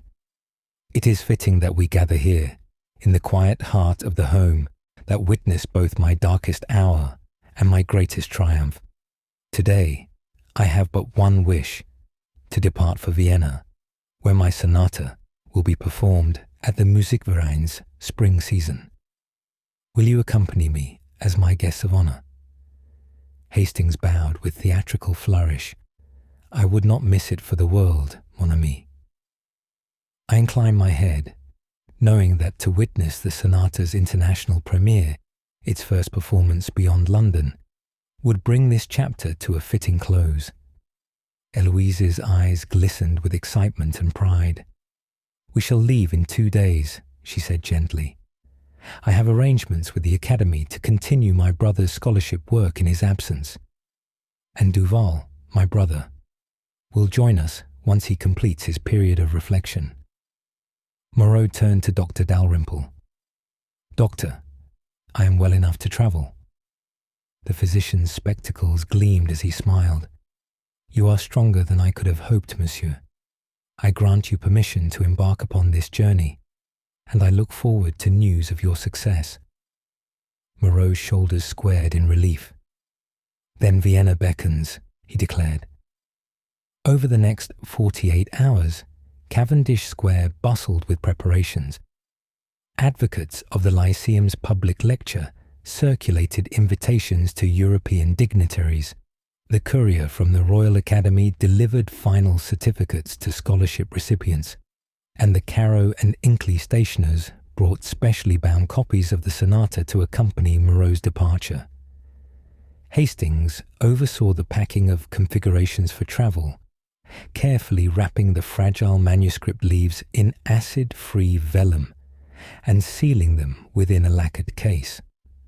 Eloise prepared her brother's wardrobe with identical care, ensuring that each uniform, each casual dressing gown, reflected the dignity restored to his life. On the morning of departure, a private carriage awaited at the square. Moreau, Eloise, Captain Hastings and I took seats amid plush cushions, our luggage stowed nearby. Jenkins, the stagehand, whose steady hand had saved Moreau on the night of the attack, stood at attention to wish us farewell, his own ticket to Vienna granted in gratitude for his role. Dr. Dalrymple clasped Moreau's arm in farewell, cautioning once more against overexertion. Madame Raymond, cheeks pink with pride, presented Eloise with a parting gift, a journal engraved with the Lyceum's crest, for her to record both her own progress and her brother's triumphs abroad. Each embrace carried unspoken recognition of how far we had come. As the carriage rolled away, I glanced back at the townhouse, where tragedy had nearly extinguished a great life. The windows gleamed with promise, as though they too were glad to bid us Godspeed. Hastings leaned forward, peering through the window glass. "Do you think the Viennese audience will receive the sonata as enthusiastically as ours?" he asked. I tapped my cane against the carriage floor. "Without question, Hastings, for a work born of darkness and redeemed by perseverance will speak to the hearts of all who understand the candour of adversity." Our journey to Vienna passed in a pleasant blur of rolling countryside and polite conversation. Eloise and Hastings exchanged recollections of London storms and triumphs, while Moreau reviewed his lecture notes and rehearsed his address in German. I watched them with quiet contentment, my little grey cells satisfying themselves that the threads of intrigue had been woven into tapestries of loyalty and courage. When we finally arrived at the Musikverein, its golden portico glimmered beneath a clear spring sky, and the city's streets thronged with music lovers unaware of the saga that had preceded this moment. On the night of the premiere, Moreau stood at the edge of the stage, the manuscript case at his feet, and surveyed the hushed hall. Hastings and I sat in the front row, Eloise beside us, tears shining with anticipation. The conductor bowed, and the orchestra raised their instruments. When Moreau settled at the piano, hush deepened to sacred stillness. His fingers danced the opening theme with a fluidity that spoke of suffering transfigured, each note a triumph of spirit. In that moment, Vienna became a chorus of thanks, reminding us that art's greatest power lies not only in beauty, but in its capacity to heal. The final chord elicited an ovation that shook the gilded walls, the audience rising in a baying roar of approval. Moreau bowed repeatedly, tears of joy glinting beneath the stage lights. I rose as well, offering my applause to the composer whose life had been intertwined with tragedy, whose work had emerged resplendent. Hastings pounded the bench with an enthusiasm unusual even for him, while Eloise wept softly with relief. The sonata's coda, once stolen and nearly strangled, now soared beyond London's confines, its echo destined to resound for generations to come. Weeks later, we returned to London on soft spring breezes, the city's trees a delicate green, Etienne Duval had completed his period of reflection and was found teaching with quiet humility at his sister's request. The scholarship in Moreau's name awarded its first recipients, promising a new lineage of composers shaped by adversity's lessons. The Lyceum adopted the security measures I had recommended: dual key access to valuable scores, nightly logs for unique manuscripts, and quarterly rehearsals for staff to detect tampering. Caro and Inkley, chastened by their role in previous mysteries, instituted stricter protocols for stationery and sealing wax, ensuring that no further ink-bound intrigue could take root. Back at Baker Street, Hastings and I reflected upon the sonata's journey from theft and violence to international acclaim. I stood at the mantelpiece, polishing the violin token Moreau had given me, and gazed at the scattered pages of other unsolved mysteries awaiting my attention. Hastings joined me with tea in hand. "Well, Poirot, what now? Another case?" he asked with characteristic grin. I tapped my nose in thoughtful anticipation. "Always, Hastings. The world's ledger of enigmas remains open, and fresh pages call for our little grey cells. But for now, let us savour the echoes of this final sonata, both its music and its moral." He raised his cup. "To perseverance, compassion, and the enduring power of truth." I raised mine. "To friendship, Hastings, and to the promise that even the darkest chords can yield the most radiant harmonies." And so, as spring unfurled its tendrils across the city, we settled into the comfort of home, knowing that wherever melody and mystery entwine, Hercule Poirot and his steadfast companion will be ready to ensure the final note remains true. Chapter 12. The Last Reverberation. The morning sunlight slanted through the gauzy curtains of 221B Baker Street, painting the sitting room in warm, honeyed tones that seemed to celebrate the closure of a long and intricate symphony of events. I sat in my usual armchair, cane resting against the side table, as Captain Hastings entered through the doorway, spectacles perched at the tip of his nose and a well-worn leather satchel in hand. "My dear Poirot," he began with a boyish grin, "the latest edition of the Daily Chronicle has published a glowing retrospective on Moreau's Viennese triumph and the enduring lessons of his final sonata. They headline it, 'From Parisian Poison to Philharmonic Glory.' Would you care to hear?" He produced the paper, and I smiled at the memory of our journey, from the discovery of the poisoned glove, through the restoration of the stolen manuscript, to the composer's ultimate vindication upon 2 continents. "I should like that very much," I replied, settling back as Hastings read aloud passages lauding Moreau's resilience, Eloise Duval's steadfast support, and the little grey cells that had rescued not only a life but a masterpiece. Beneath the praise, however, I noted a subtle shift. The article spoke of how adversity can transform artistry, how values of honesty and compassion underpin every true creation. It was a fitting coda to a tale that had begun in malice, yet resolved in mercy. After Hastings had concluded, he folded the newspaper and set it aside. And now that our friend the composer has found peace among Vienna's gilded halls, and his sister continues to educate musicians with a renewed dedication, what remains for us? More mysteries, no doubt. He winked. I tapped my moustaches in contemplation. Indeed, Hastings, the world's ledger of enigmas will always require our attention. Yet this particular case closes with a harmony so complete, so rich in moral and musical resolution, that I shall treasure its echo for many years. I paused, gazing at the mantelpiece where a small brass plaque now read, "In memory of Alphonse Moreau's last sonata, 1910, rescued by courage and conscience."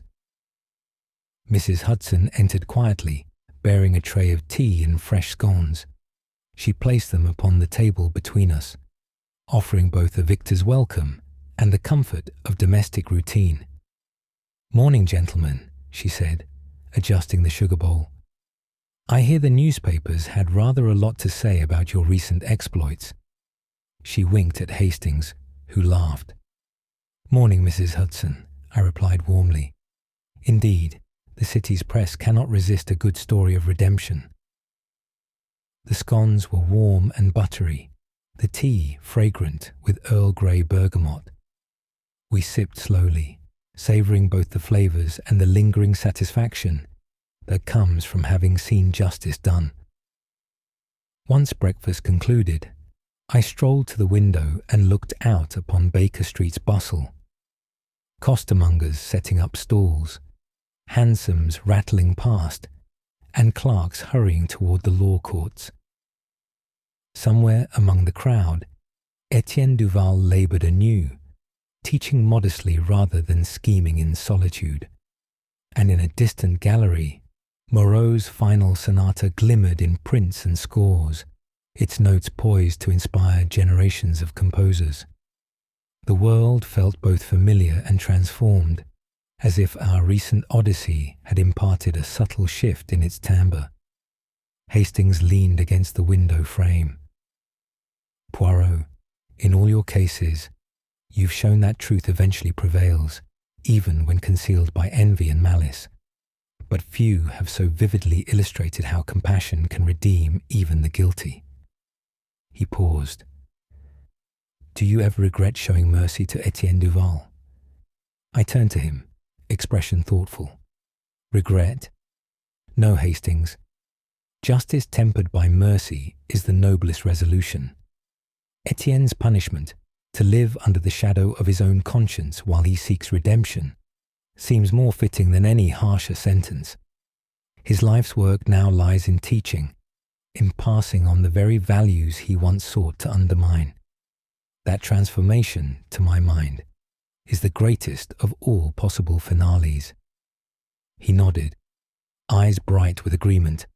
A great finale indeed. For a moment, we stood in companionable silence, each lost in his own reflections. Then Hastings straightened, rubbing his hands together. "Well, what shall we do now? A Sunday stroll in Regent's Park? Or perhaps a visit to the Lyceum to see how they guard their sheet music these days?" I smiled. "A walk would be most enjoyable, Hastings. And thereafter, we can call on Major Sinclair. He may have further opportunities for our talents." I tapped my cane in gentle anticipation. "But first, I believe we should pay a quiet visit to 18 Cavendish Square, to see Eloise and Monsieur Moreau in their peaceful domain one last time." Hastings grinned. "Excellent idea. Let us set forth." We donned our coats and hats, bade Mrs. Hudson farewell, and descended the stairs into London's awakening streets. The air held a promise of spring, though cherry blossoms still bloomed only in sheltered spots. Our footsteps rang upon the pavement, a duet of purpose, one set determined by a detective's precision, the other by a companion's steady loyalty. Cavendish Square welcomed us with an air of renewal. At number 18, we found Eloise in the conservatory, tending to her father's potted orchids, each bloom a tribute to resilience. She greeted us with radiant warmth, her violet dress matching the petals that bowed beneath her tender care. Moreau sat nearby, reading a score in its original Viennese edition, his slight figure content in the quiet routine he had long missed. "Monsieur Poirot, Captain Hastings," Eloise said, curtsying. "Your visit gladdens us." Moreau set aside his music and rose, offering each of us a handshake that spoke of deep friendship. "Please join us for tea in the drawing room," he invited. "I have prepared a small recital of my earlier works to remind us that every composer's journey contains both shadows and light." We sat once more amid the familiar surroundings, the grand piano, the laurel plaque, the violin tokens resting upon a side table, and Moreau began to play. His hands threaded through melodic phrases less familiar, but imbued with the same integrity and passion that had defined his last sonata. I closed my eyes, allowing the music to weave through memory and hope, each note a reminder that life's richest harmonies emerge when discord yields to understanding. When the recital ended, Hastings rose to applaud, followed by Eloise, Dr. Dalrymple, and finally me. Moreau bowed, expression luminous. "Thank you," he said quietly.